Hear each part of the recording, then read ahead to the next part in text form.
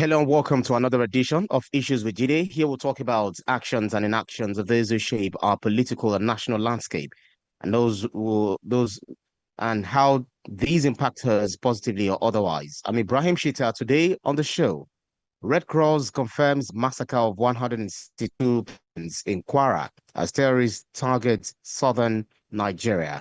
Why U.S. troops moved into Nigeria will also be our second topic. And also on the show, Senate rejects real-time electronic transmission of results. In the course of the program, we take your questions, but first subscribe to our YouTube channel and drop your questions in the comment section. It's important to mention that we can only read comments with human names and the ones based on the subject matter. I have joining me Vazun, the maestro himself, Babajide Kolade Otutoju. Good to see you, Bikil. Good evening, Brian. I say good evening to our esteemed viewers. That's right. Let's start off with our first issue for today. Nigeria has suffered a devastating security blow, and we see the Red Cross has also confirmed that at least 162 civilians were killed in a massacre in Kwara State, precisely Woro, in Kayama local government, which was attributed to militants amid widening insurgency threats across the country's middle belt and northwest. At the same time, U.S. troops and military support have entered Nigeria to assist counter-terrorism efforts. Given that, BKO, what specific gaps in Nigeria's own security apparatus do you think made these partnerships strategically important, and how much do you think the federal government has reacted in fighting these insurgents? First, let's deal with the issue of the massacre of the innocent people, Kayama area of Kwara State, before we go to the matter of America and Nigeria working together, because they are two different issues, two different topics. Absolutely. So this the matter of the Americans are second topic. I think that what has enabled this group, first and foremost, I've been hearing people say this was carried out by Boko Haram and all that. There is a new terrorist that is an offshoot of Boko Haram that broke away from Boko Haram, and it is called Mamudawa. This is the terrorist group that carried out the attack that we are talking about. Mamudawa have been attacking rural villages and communities in Kwara North, close to the border with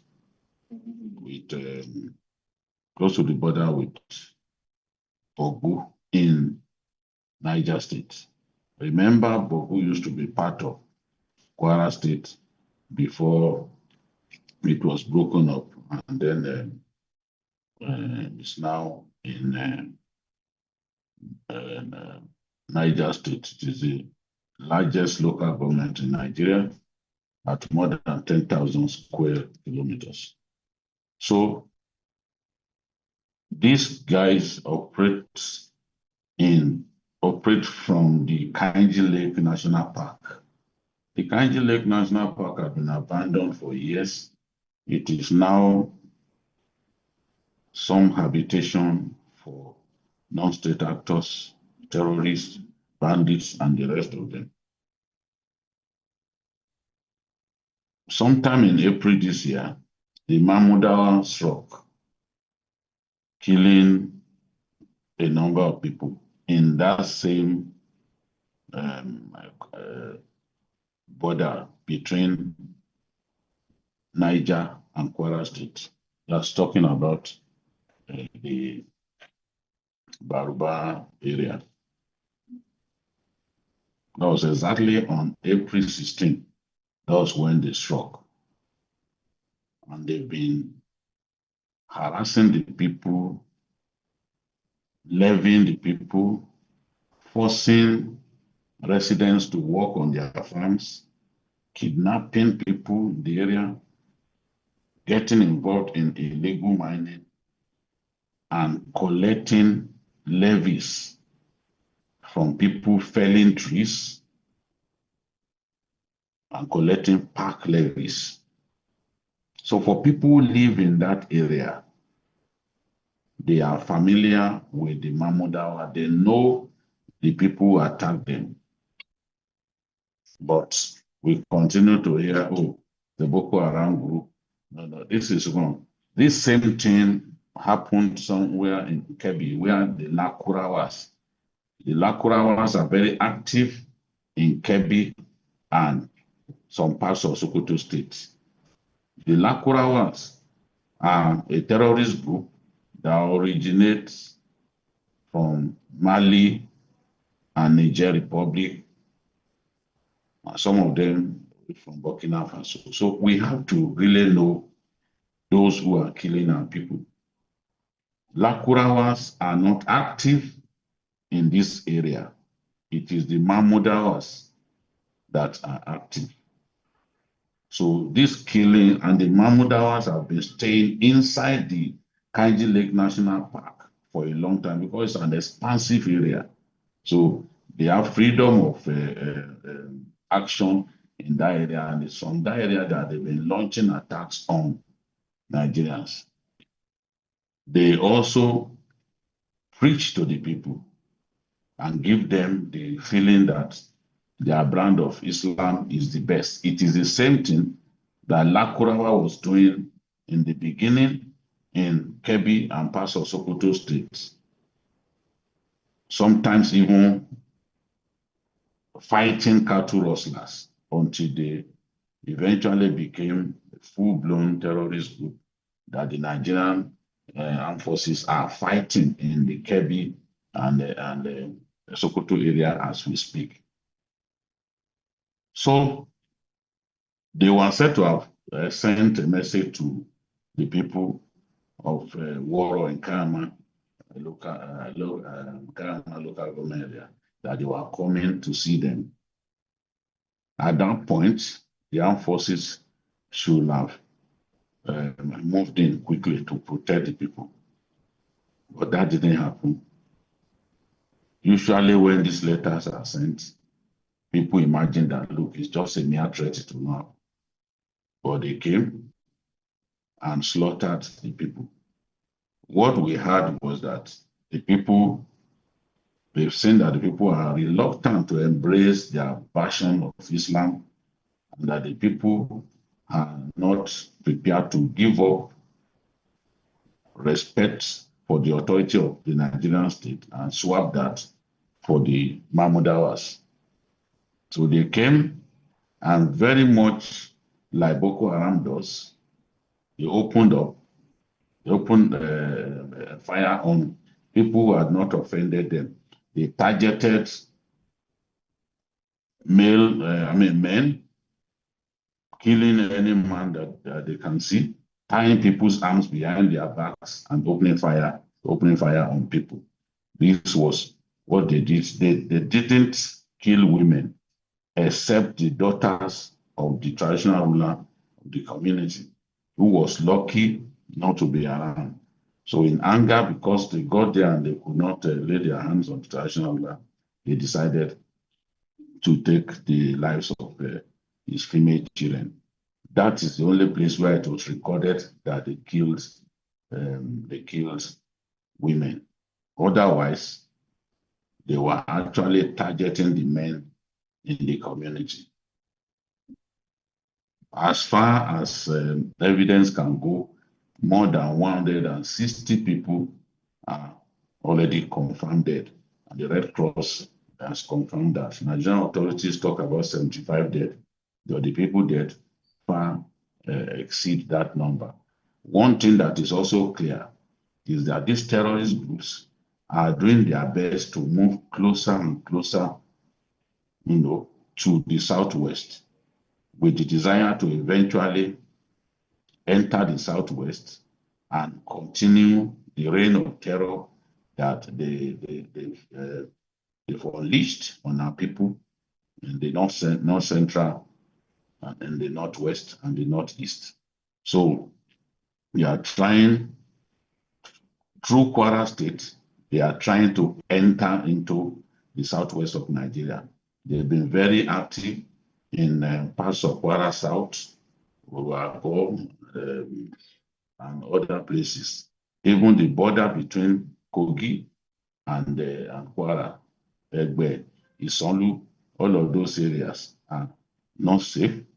They have already recorded the tremendous presence of these bandits and terrorists. So their goal, their ultimate goal, is to enter the southwest of Nigeria, which is the only part of our country where anytime the Americans are giving travel advisory, they always leave out because they believe that the kind of criminal activities that take place in other geopolitical zones don't happen in the southwest. But we've already seen terrorist attacks happening in those states, in Owo specifically. These are clear signs that terrorist groups are already moving closer and closer. Before now, attacks on Kwara North and Kwara South were not rampant, but we are now seeing consistent attacks in Kwara North and in Kwara South, leading even to the closure of the NYC orientation camp in Kwara State, which is located in Ikwata in Kwara North. And core members conducted their orientation and at the Kwara State College of Kwara Polytechnic, just to be sure that the people were in safe hands. So the governors of the Southwest have to guard their loins.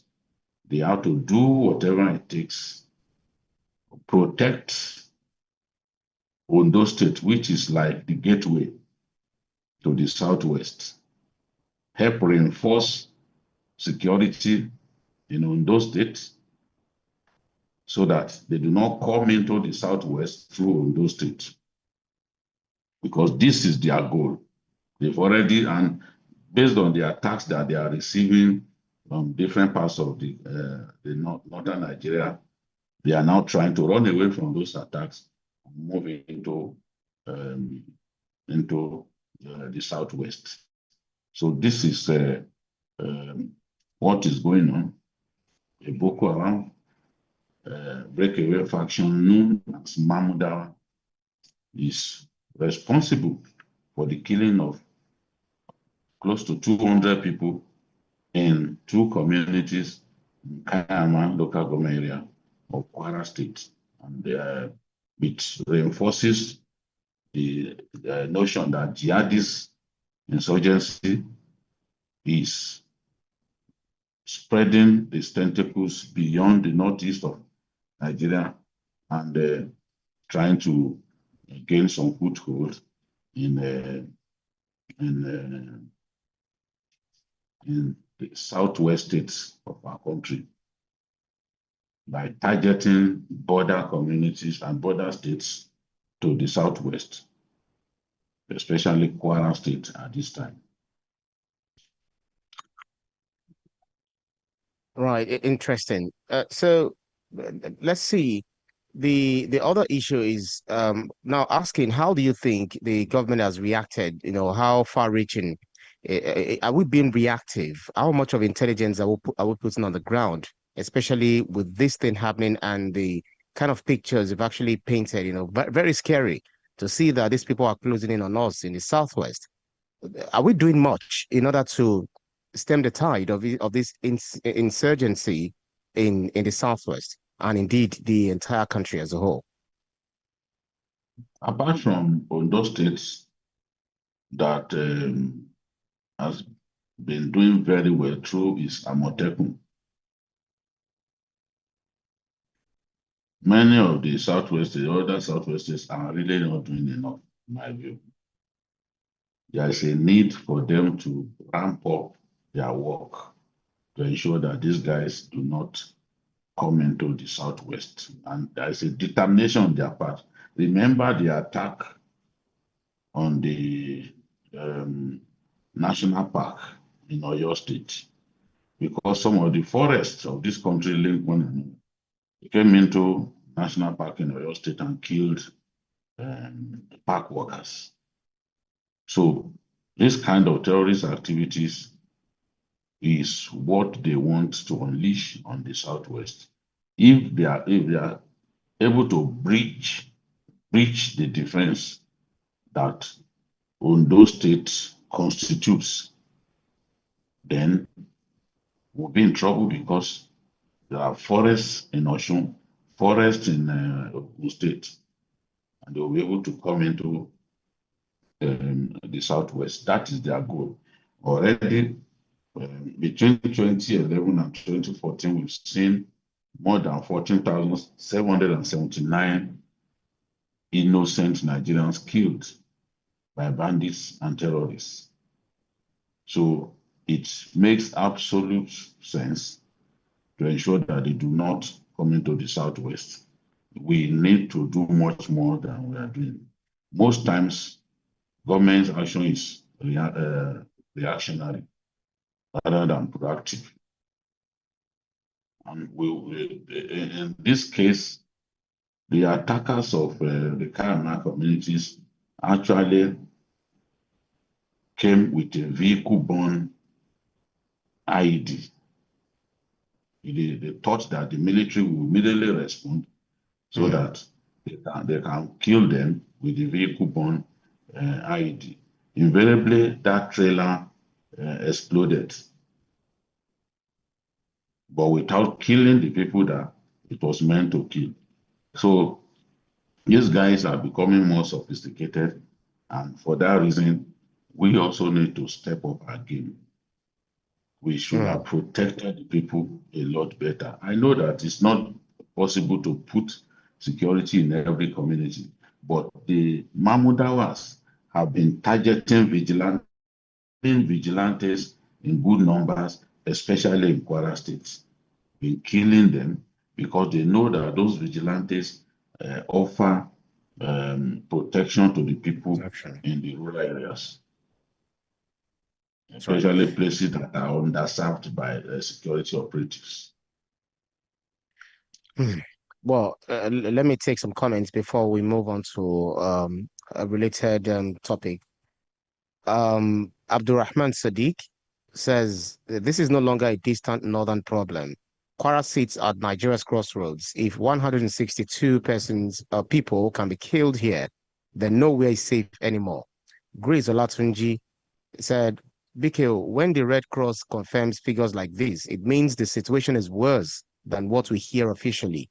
These were not human beings, not statistics. Ibrahim Lawal says, the scale of this massacre points to intelligence failure. Attacks of this magnitude don't happen overnight without warning signs being missed. And Olusegun Adebola says, what exactly are our security agencies doing if terrorists can strike for hours and live without resistance? Nigerians deserve answers. And before I move on, Chukwudi says, each massacre is followed by statements and condolences, but very little changes. At what point does empathy translate into transition? Okay, so BKO, speaking of US military, reports have confirmed the presence and expanded role of United States troops in Nigeria, and the development has raised questions about security necessity, sovereignty, legality, and long-term implications.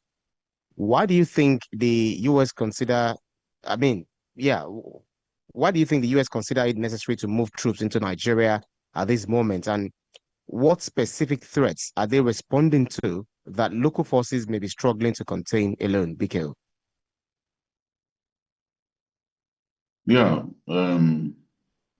first and foremost, Nigerian authorities ask for help from the Americans. That has to be established. Even when they decided to bomb a part of Sokoto State, they got the go-ahead from Nigerian authorities. They got intelligence from Nigerian authorities that that area had a good number of terrorists. So Nigerian authorities asked for their help. And Donald Trump said that publicly, that they asked for help. This is not the first time Nigeria will ask for help from America in the war against terror. But this time around, because of the propaganda that Christians were being killed, the President of America found it expedient to take the matter of exterminating these terrorists seriously and to underline their desire to help us defeat terror. Major General Brennan, who is the second in command of the U.S. Africa Command, came down to Nigeria late in January to have meetings with the leadership of the Nigerian forces. They have already established areas in which they have to collaborate, and they are helping us, especially in the area of intelligence, surveillance, and reconnaissance. The Americans and the Israelis are probably the best in the world at intelligence work. So the Nigerian authorities are happy to work with America to help us defeat terror. The troops that they have sent into our country, they are not many in the real sense of the word. So I see no need for some of the scaremongering going on.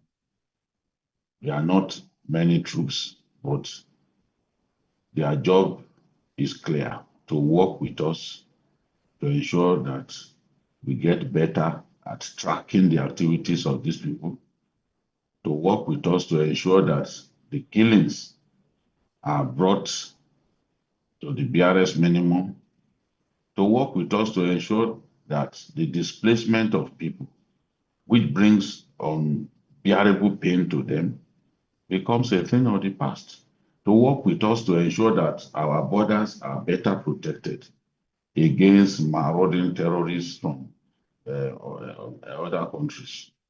So this is what is happening. They have already supplied us some equipment, and they are going to be involved in even training the Nigerian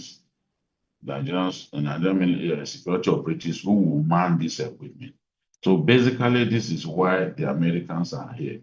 And Trump is determined to help us defeat terror right from his first coming, when he sold to Kano Jets to us, when he invited our former president, Muhammadu Buhari, to White House to discuss how he can be of help in our desire to defeat terror.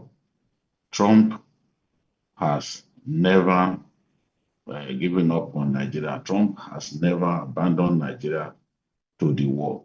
So what we are seeing is the gains of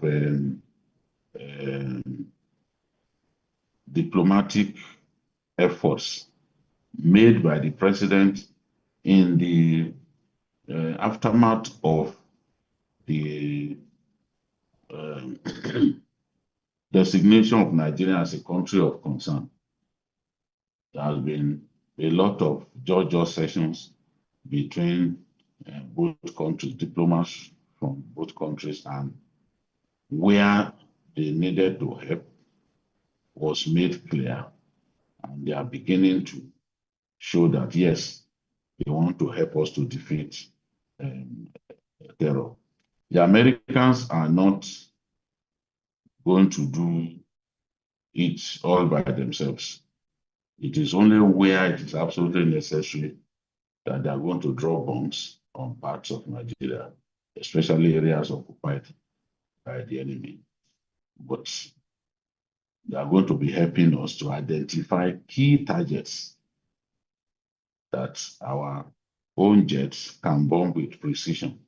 So they are going to be doing a lot of reconnaissance work for us, combing the northeast, especially the islands of Lake Chad, where ISWAP has maintained a tremendous presence for years. So they've been doing a lot of sorties over that area, identifying areas that can be targeted. So by the time the armed forces move, they will be moving, having been given the heads up about areas where the enemies of the Nigerian state are and areas where they need to take them on. So this is basically why they are here. And I'm happy that President Donald Trump, having listened to his African advisor, who told him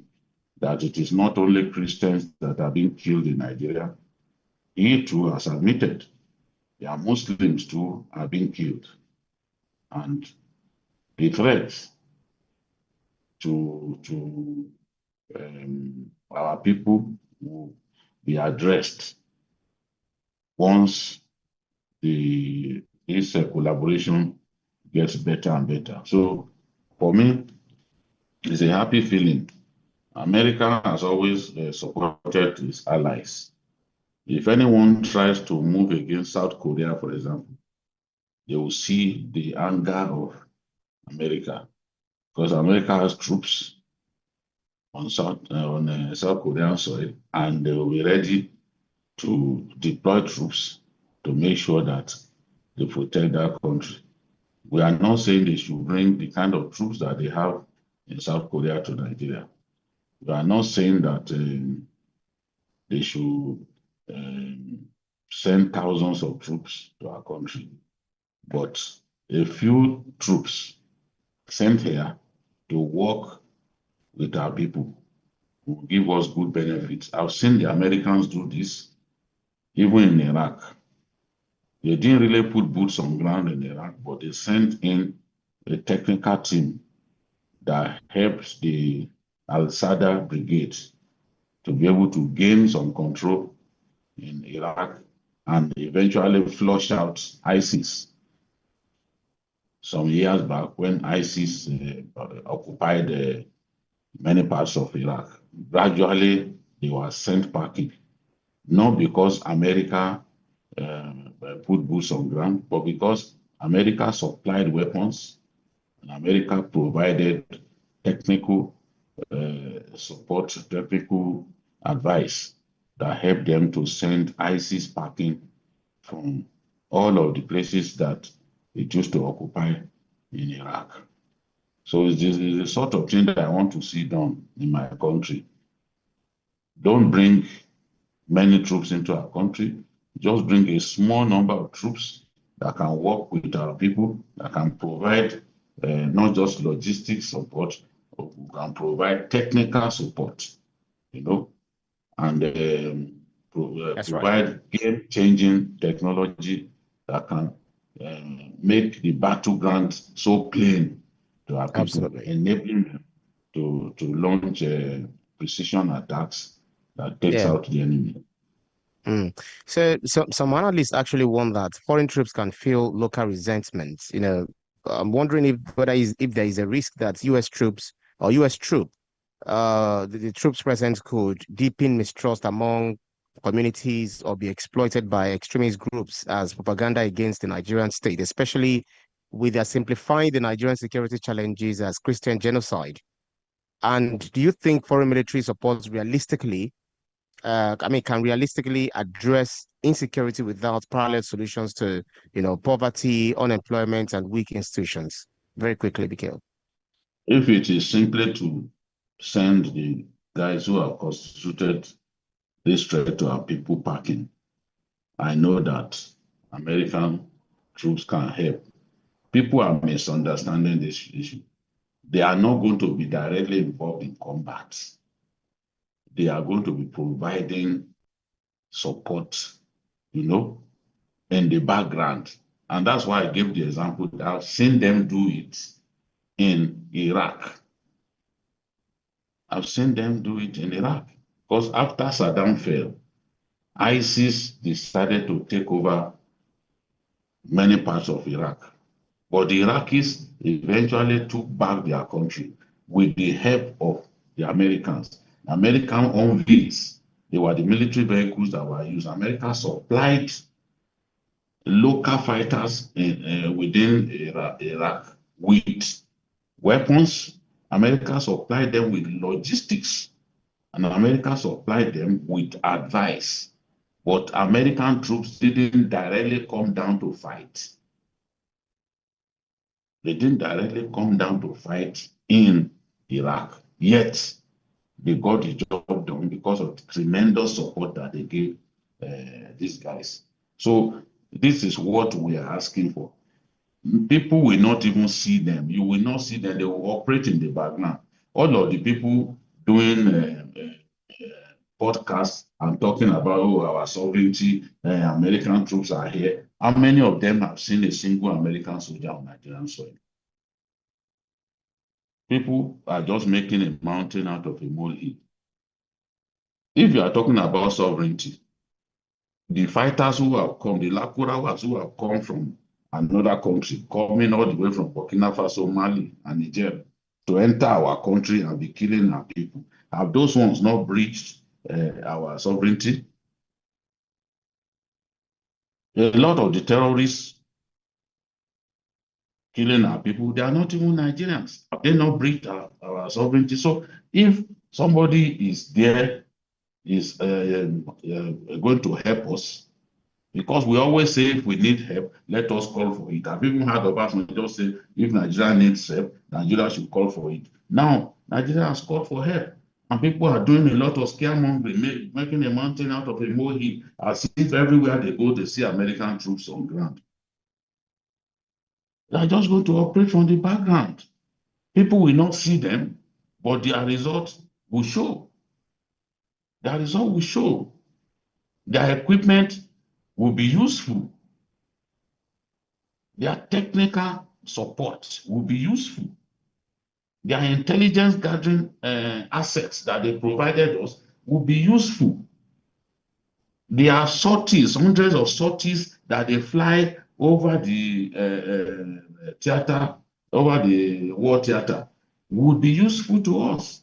And all of this we will see, but we won't necessarily see the Americans themselves. This is the way that they are going to operate, because they are operating with the knowledge of the Nigerians, and they are respecting the terms of their collaboration with the Nigerians. So there's nothing like, oh, it will worsen things, it will deepen this, it will deepen that, because you are not even going to see them. You are not even going to see them. That's right. That's right. And this Okay, is not the first time that, even if they were to come here and physically be involved in battle. In 2014, President Jonathan allowed Chadian troops to come into Nigeria to fight.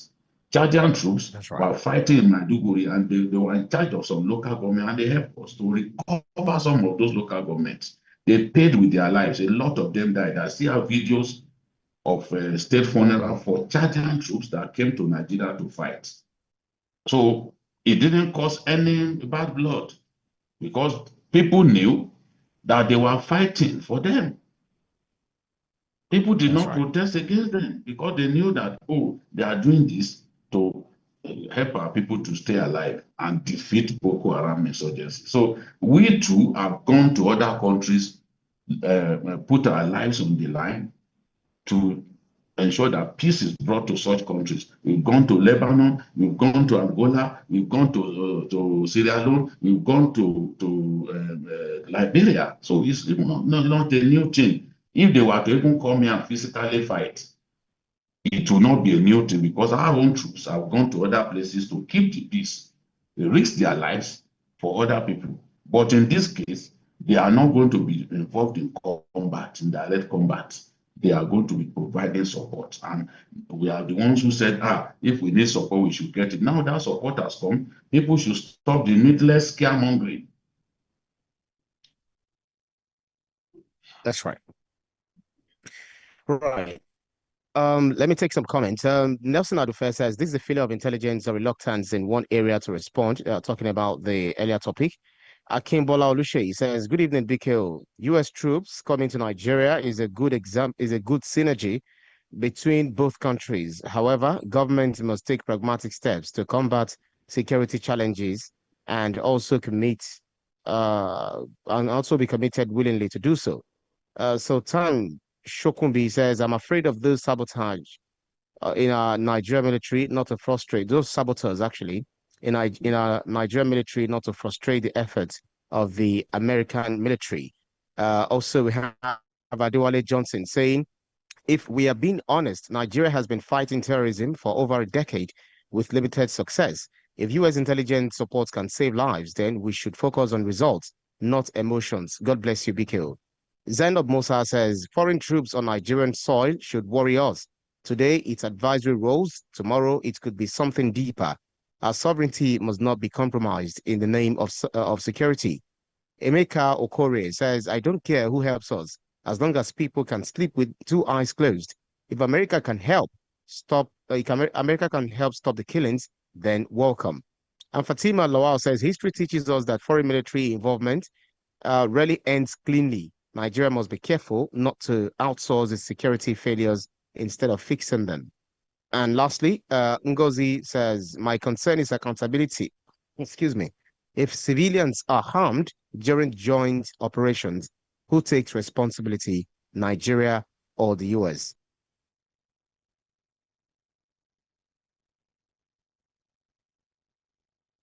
Sorry, because of our time, we need to race on to the next topic. BKO, talking about our elections. Recently, Nigeria Senate passed the Electoral Act 2022 while rejecting a key proposal to make real-time electronic transmission of election results mandatory. Now, the move has triggered intense debate. Opposition parties and civil society see it as a blow to transparency ahead of the 2027 polls, while Senate leadership insists that the core framework for electronic transmission remains intact and operational challenges justify careful calibration of reforms. BK will help us understand this. How do you weigh in on this matter? Well, the law has not changed. What people want is it has to do with Section 60, which governs the transmission of polling unit results. The senators voted down a recommendation by the Senate Committee on Electoral Matters that will have compelled presiding officers to upload results to INEC result viewing portal in real time. So what the lawmakers have done, they retained the approach in 2022 Electoral Act, which allows electronic transmission after votes are counted and publicly announced at the polling units. Relatedly, they also conducted work on the timetable and schedule of activities for the general election. And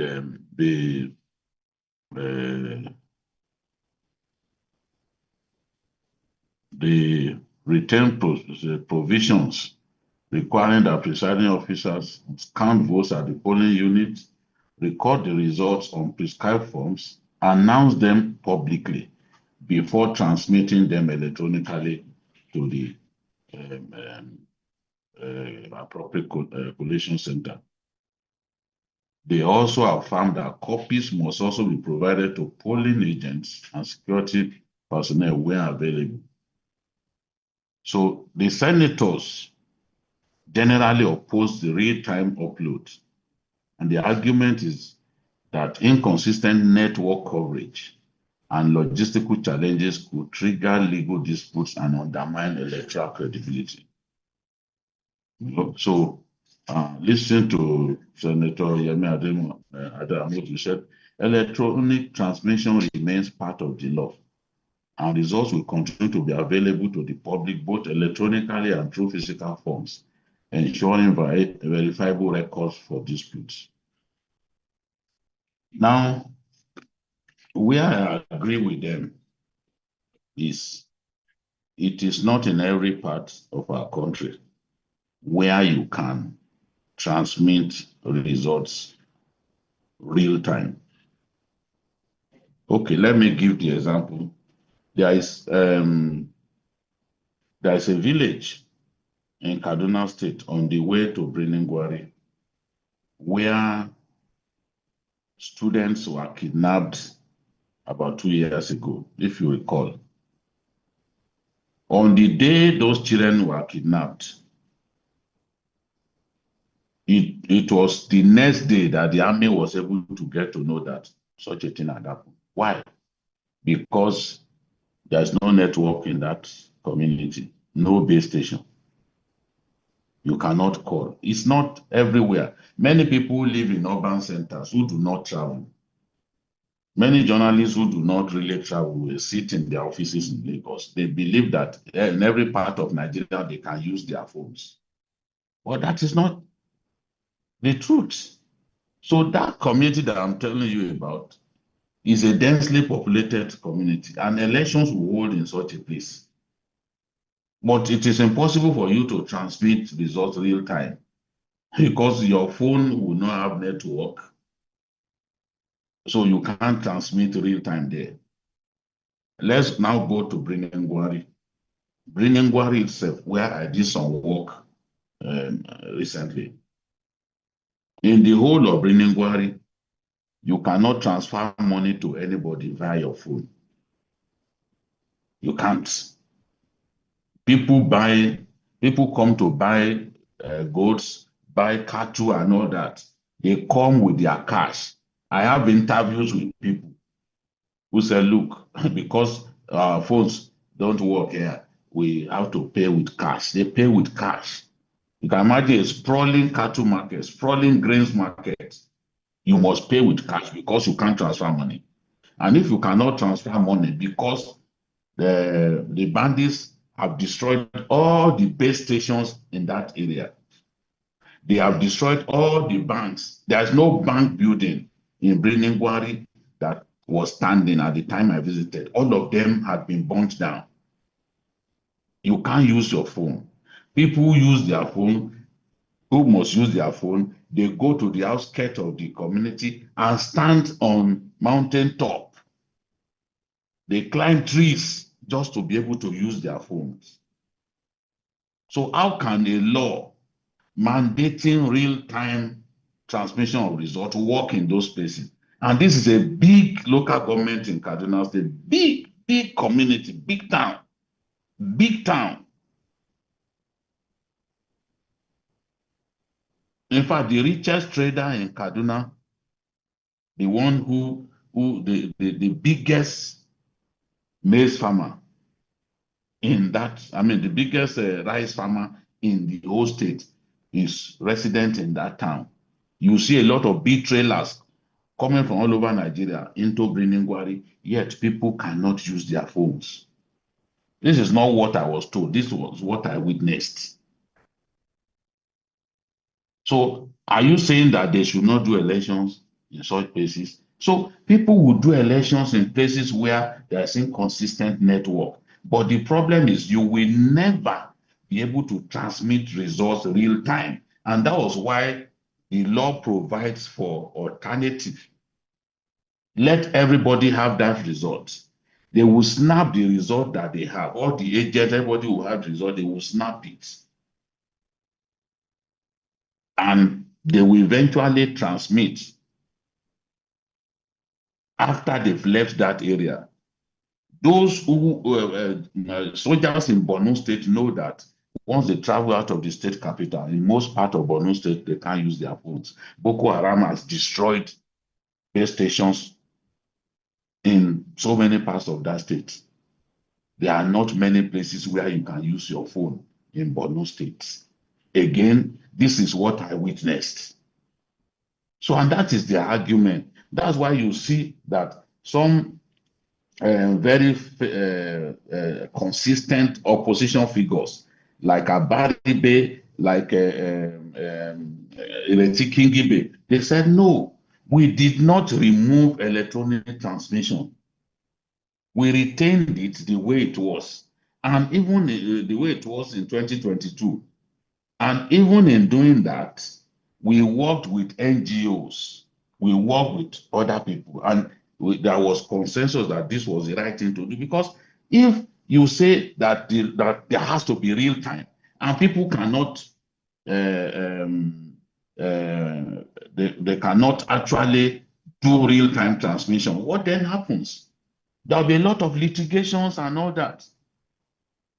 So this was what they wanted to avoid when they now said, okay, which means it will only real-time transmission can only happen where the technical wherewithal to make it happen is present. Where there is no base station, where they've destroyed base stations here and there, you cannot use your phone. Let's not kid ourselves.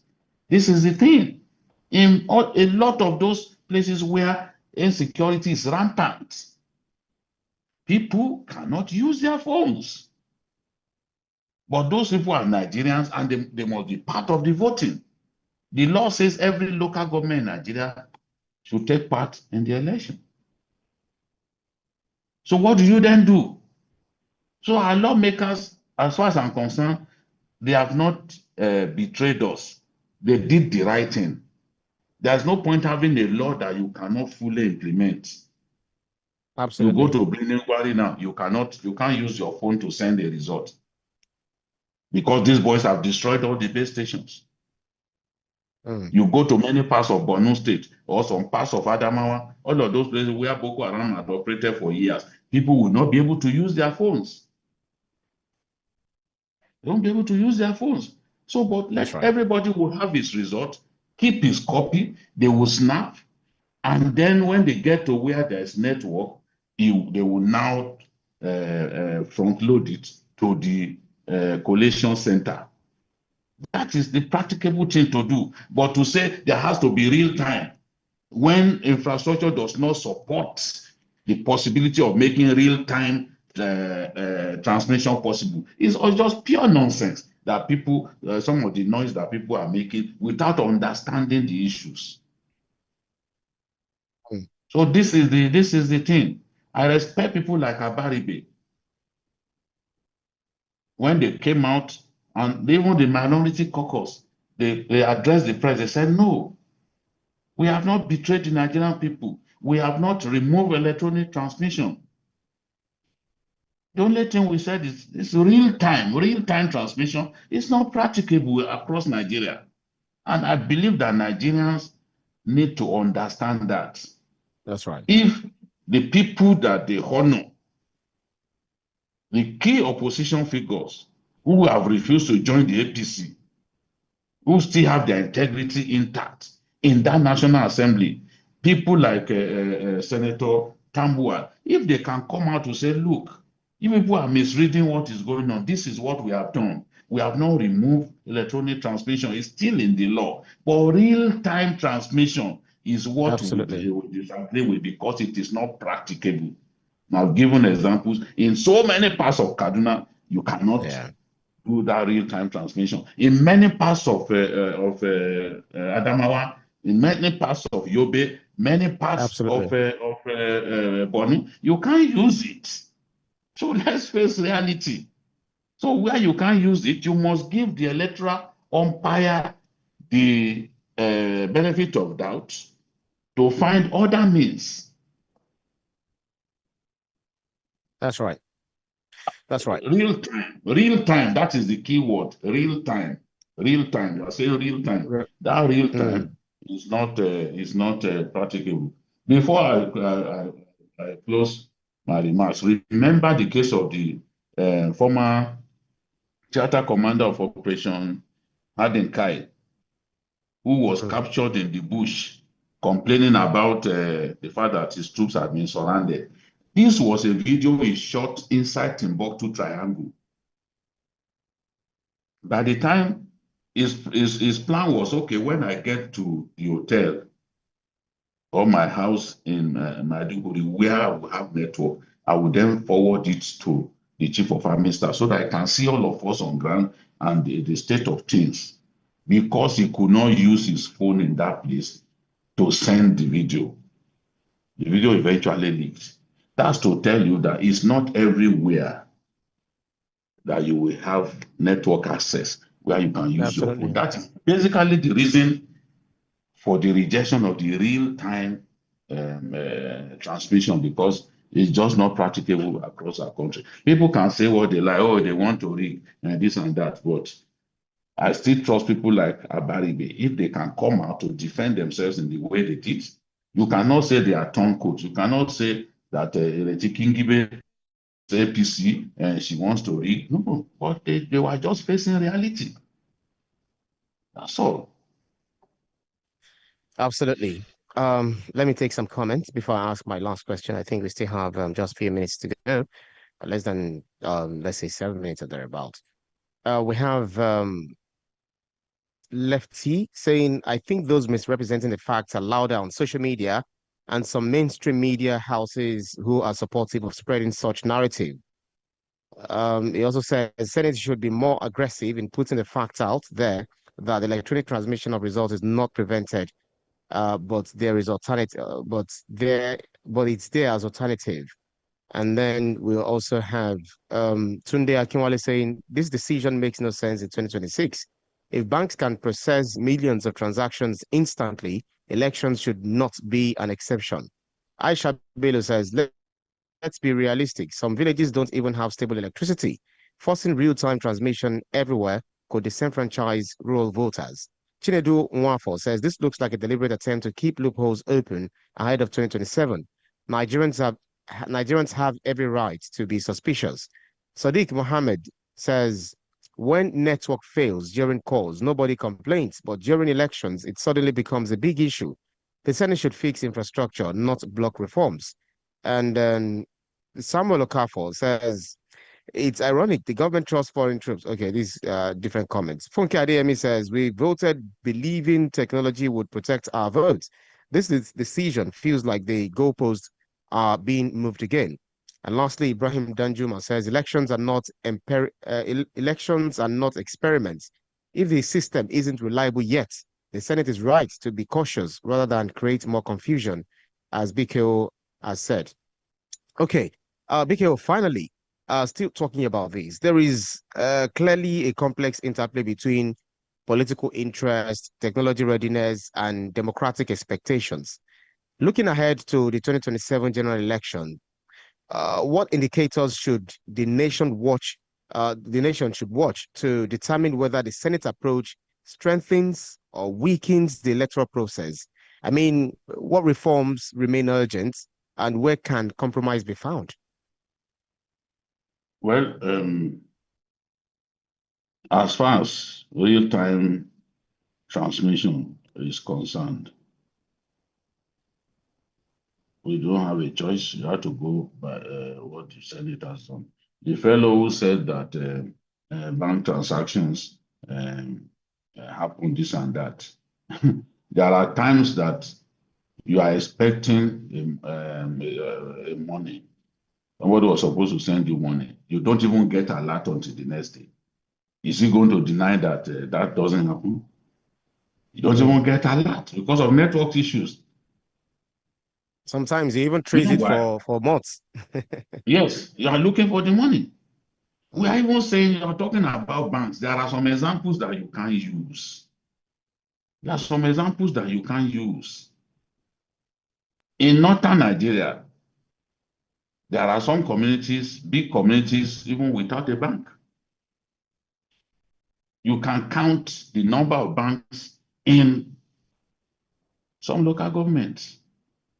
One, two. You're driving through an entire community, big community, not a single bank is working. No, let's not use examples that do not even work. We are saying Brilliant Quarry, for example. Go to Brilliant Quarry and attempt to use a bank now. As big as the place is, go there and try to use a bank. He said there's so many communities without network at all. So it's not everything that we should just doubt. Oh, this is because they want to rig. Many communities without banks, but there are people resident in there and they have the right to vote. Many communities without network presence, yet they must vote. It's their right to vote, but they can't use their phones. They can't use their phones. And for no fault of theirs, I say, oh, Senate should make sure that fix infrastructure. Oh, the Senate that will go to the dangerous areas of Borno State and begin to put base stations. If service providers are too scared to go and build, put base stations in those places, is it the Senate that will go and do it? So this is the thing.